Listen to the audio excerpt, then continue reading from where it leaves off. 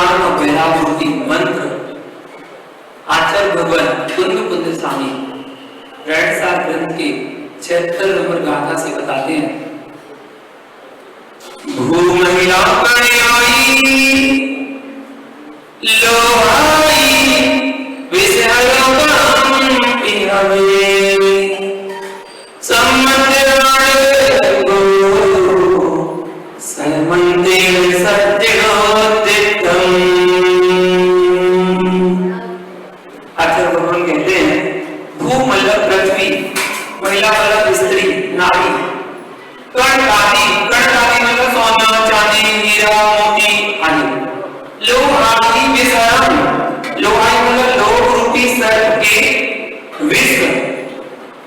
पिहवे कैसा भी क्यों ना हो, सम्मत नाड़ वैराग्यो सहमंतेन परंतु सम्यक ज्ञान और वैराग्य के मंत्र के द्वारा नष्ट कर दिया जाता है। ऐसा जिन भगवान ने कहा है। देखिए गाथा को एक शब्द समझ के आप जानिए आचार्य क्या कह रहे हैं। धू मतलब पृथ्वी महिला और स्वर्ण आदि लोक रूपी सर्प कितने ही विकराल क्यों न हो, उन सर्पों को सम्यक ज्ञान और वैराग्य मतलब दर्शन ज्ञान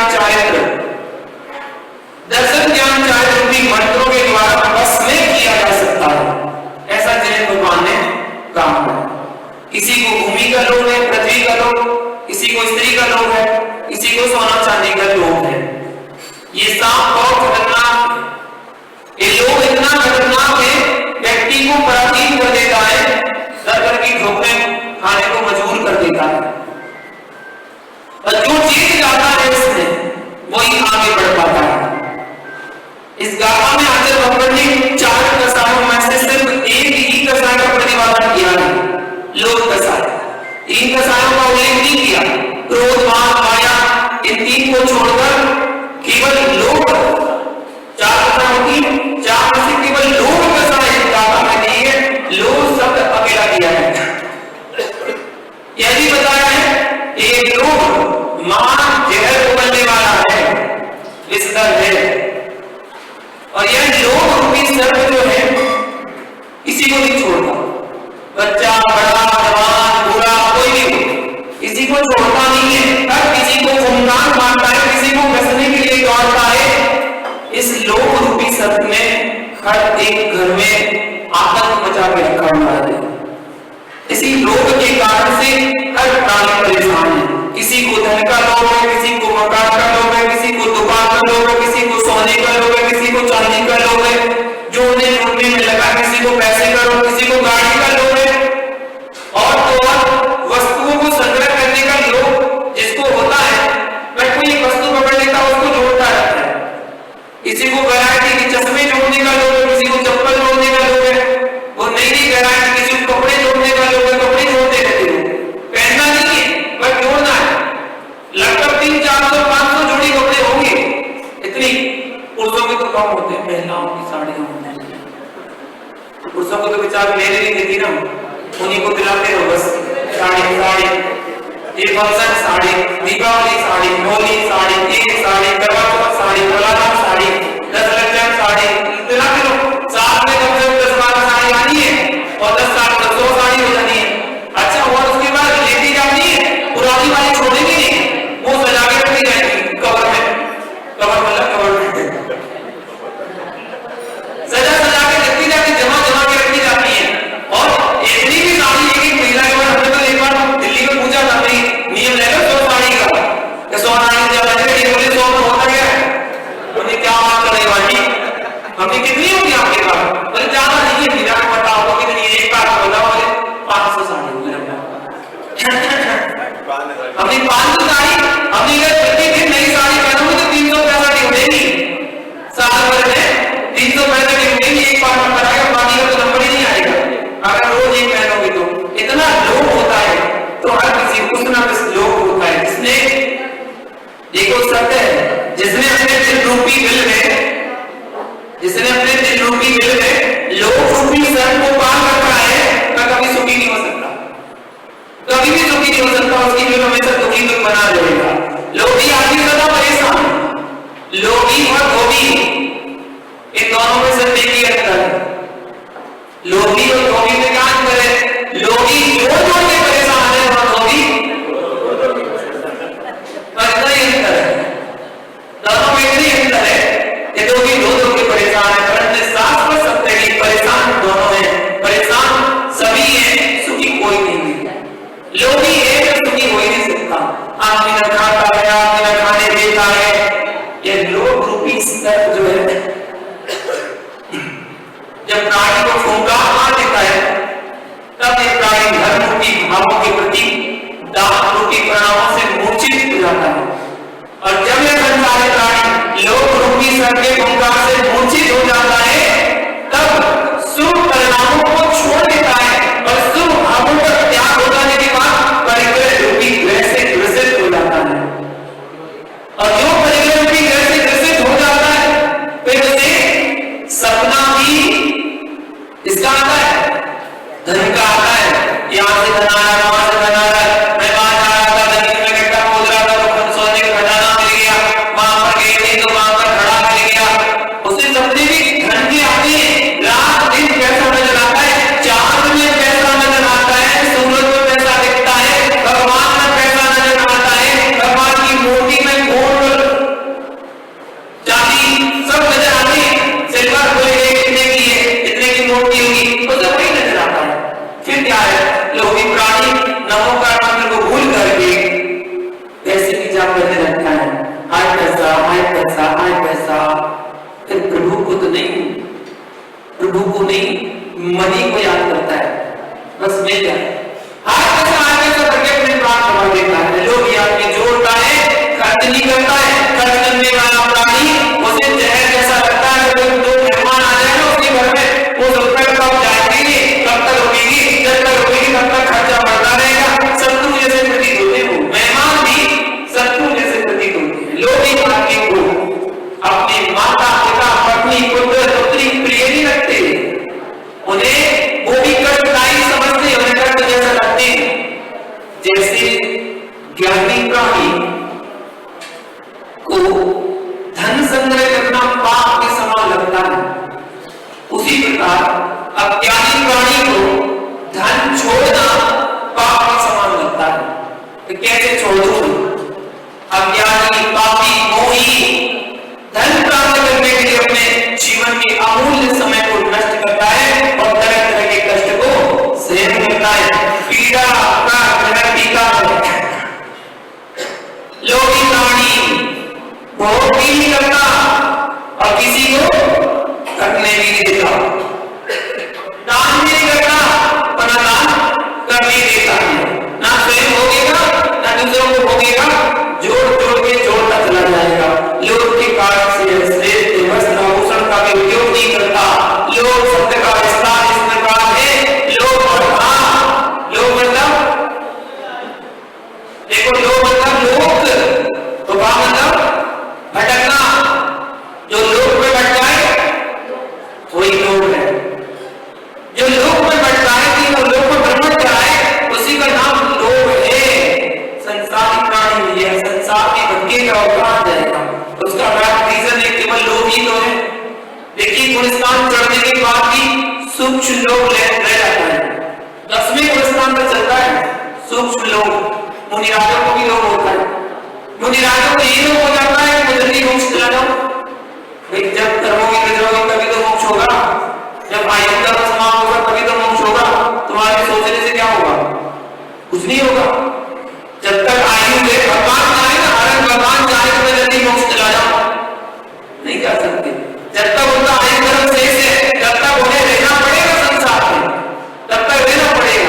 बाकी भगवान ने सोचा होगा और चले जाए, नहीं जा सकते। जितनी उनकी आयु है उतनी आयु तक तो उन्हें संसार में रहना पड़ेगा, ये तो नियम है, संसार का नियम है, वो तो उन्हें रहना ही पड़ेगा। और फिर समय आया तुम्हारे भगवान का मोक्ष हो गया। आचार्य भगवान ने कहा किसी को पृथ्वी का, किसी को जमीन जायदाद का, किसी को के प्रति लोग संसारिक प्राणी बस इस लोग के कारण झगड़ता है। भाई भाई में लड़ाई होती है छोटी सी जमीन के चक्कर में, भाई भाई में लड़ाई होती है छोटे से घर की वजह से, अपने घर की वजह से, अपनी जमीन जायदाद पैसे की वजह से लड़ने बढ़ने को तैयार हो जाता है। ऐसी बुराई, ऐसी जड़, ऐसी गैर की गांठ बांध देता है कि शकल देखना पसंद नहीं करता, मैं तुम्हारी शकल नहीं देखना चाहता, आप आने जाने के रास्ते में खत्म कर देता है, विवाह खत्म कर देता है, अपने घर में शादी मादी होती है तो उसको नहीं बुलाता, सब कुछ खत्म कर देता है। पर लोग इतना खतरनाक है कि व्यक्ति को सारे व्यसनों में फंसा देता है। एक व्यसन शुरू करता है, जुआ शुरू किया तो जुआ करेगा, थोड़े पैसे चले जाएंगे, निकालने के चक्कर में वो और घर में बर्बाद करता जाएगा। पाठकों ने क्या था, बस ये होता है। लोग बड़ा खतरनाक, वो अब निकल जाएंगे फिर मैं छोड़ दूंगा, ये निकल जाएंगे फिर मैं छोड़ दूंगा, इतने में तो होता है क्या क्या कर देता है और सब कुछ समाप्त कर देता है। तो महान भाव लोग बड़ा खतरनाक है, और जिसने इसको जान लिया, समझ लिया, वही संसार के दलदल से निकल सकता है, वही संसार के दलदल से निकलता है। सोचो जरा, विचार करना, मैं लगभग 9 साल का था जिस समय पूज्य गुरुदेव को आचार्य पद के व्यक्ति आचार्य पद दिया गया, और आचार्य पद अंगीकार उन्होंने दिया 1992 में, उसमें मैं 9 वर्ष का था। और मेरा ऐसा सौभाग्य हुआ कि आचार्य सिंह ने जिस वर्ष दीक्षा ली उस वर्ष मेरा जन्म हुआ, उन्हीं दीक्षा ली। आचार्य सिंह ने 1983 में उन्हीं दीक्षा ली थी और 1983 में मेरा जन्म हुआ। 9 साल का था मैं जब आचार्य सिंह को आचार्य पद दिया गया था द्रोणगिरी में 1992 में, और वो उसमें आचार्य बने, और उस समय केवल उनके पास 2 मुनिराज थे। जब उन्हें आचार्य पद दिया गया था 2 मुनिराज देखो सुंदर बातें होंगी। 2 मुनिराज में पहला नाम जो था वो वसुनंदी मुनिराज जो आज वर्तमान में है, पहले शिष्य वो थे मुनि अवस्था के, और दूसरे थे आचार्य विशुद्ध सागर जी। तो आज वर्तमान में आचार्य विशुद्ध सागर जी को जो भट्टाचार्य पद दिया गया वो उनकी समर्पण भाव की भक्ति भाव से आचार्य सिंह ने उनको अपना पद भट्टाचार्य पद उनको नियुक्त किया पूरे संघ के नायक के रूप में। तो वो आचार्य पद जब आचार्य सिंह को दिया जा रहा था द्रोणगिरी में, तो आचार्य सिंह मना कर रहे थे कि मुझे नहीं चाहिए, मुझे नहीं चाहिए, मुझे नहीं चाहिए, मैं तो मुनि ठीक हूं और मैं कैसे अच्छा हूं। लेकिन उनकी योग्यता को देखकर सबने मिलकर वो आचार्य पद दिया। आचार्य विमल सागर जी मुनिराज का पत्र के माध्यम से आया कि आपको ग्रहण करना, आप योग्य और आप इस देश में क्रांति ला सकते हैं, साधु समाज के लिए आप बहुत बड़े प्रदान हैं, इसलिए उनको आचार्य पद दिया। ऐसे ही वही बात यहाँ आई। आचार्य सिंह विशुद्ध सागर जी मुनिराज को जब आचार्य पद के लिए बोला गया तो उन्होंने कहा नहीं, हमें जरूरत नहीं है, नहीं हमें नहीं देना, बहुत उन्होंने भी मना किया। लेकिन तब उनकी योग्यता को देखकर पूज्य गुरुदेव ने उनको आचार्य पद दिया, और आज वो भट्टाचार्य पद पर आसीन है। भट्टाचार्य का कार्यक्रम जो है वो तो अप्रैल से 25 अप्रैल से 2 मई का कार्यक्रम होगा, उसमें आप भी आइएगा। 30 अप्रैल को मुख्य कार्यक्रम होगा भट्टाचार्य पद का, और 2 तारीख को आचार्य सिंह का जन्म दिवस मनाकर कार्यक्रम समापन होगा उस समय। तो महानुभाव आज पूज्य गुरुदेव का 34वां आज्ञा दिवस है। आज के दिन हम ज्यादा का कुछ नहीं कर सकते, पूज्य गुरुदेव तो अपने उत्तम संयम का पालन करते हुए और ज्ञान दर्शन और चारित्र का तत्व का पालन करते हुए अपने मुक्ति पथ की ओर आगे बढ़ते हुए उत्कृष्ट जो व्रत लेने का फल है संलिग्न पूर्वक समाधि मरण, तो संलिग्न पूर्वक समाधि मरण पूज्य गुरुदेव कर चुके हैं। उनका आशीर्वाद लेकिन उनके सारे सभी शिष्यों पर जीवन पर्यंत तक उनके साथ बना रहेगा। ऐसे ही हम शिष्यों में एक शिष्य हमारे सरकस्त मुनि विश्व के सागर जी मुनिराज हैं, जो 85 साल की उम्र में, जब 85 इयर्स 85 साल की उम्र में थे, उस समय पूज्य गुरुदेव का हाथ इनके सर पर पड़ा और इनका उपकार हुआ। दिल्ली की वो भूमि थी, वो भूमि की भूमि जिसको लोग कहते हैं कि वो भूमि की भूमि है, ऐसी भूमि पर लगभग 25 साल पहले भी आप शमशाबाद के थे और वहां से दिल्ली में शिफ्ट हुए, तो 25 साल दिल्ली में रहे, और 25 साल दिल्ली में रहने के बाद पूज्य गुरुदेव का जब आशीष और सानिध्य